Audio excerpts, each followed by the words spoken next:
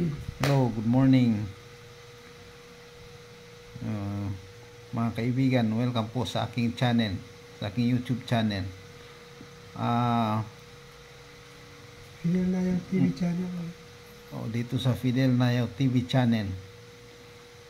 Ito, kararating lang po namin galing Maynila. Pinasyal namin ang aking kapatid sa hospital, sa heart center. Ngayon ay nandito kami sa bahay ngayon. Kararating lang po namin, kami ni Kuya Jan. Matatanong ko po si Kuya Jan kung kumusta ba yung biyahe namin sa Manila, kung napagod ba siya. Kuya, napagod ka ba sa biyahe natin? At least hindi naman gaano kapagod. Pero pagpapasalamatan namin sa Diyos, sa awa ng Diyos, ang kapatid namin na ICU, na bypass sa heart, at least he is recovering now. So we pray that he will recover as soon as possible. Then pasyalan namin uli pag okay na. And siguro we'll convince him to come home here in Ifugao. Then of course we must have to give a thanksgiving for his recovery. Yan ang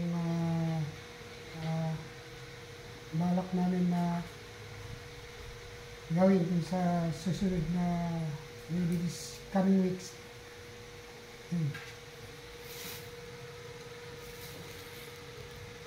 Yan na po si Kuya.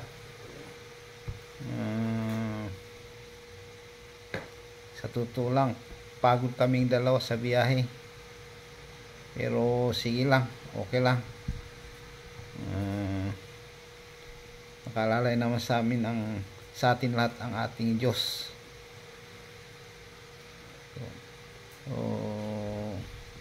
Nasa magandang kalagayan.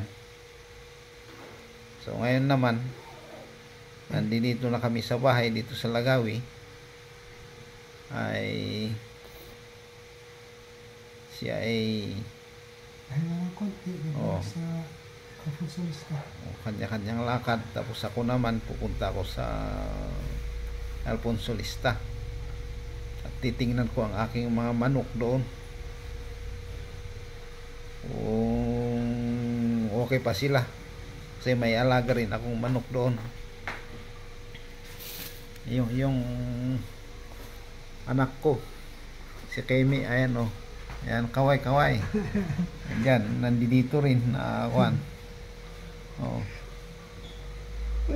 Ayan, so ayan, so thank you, maraming pong salamat, thank you.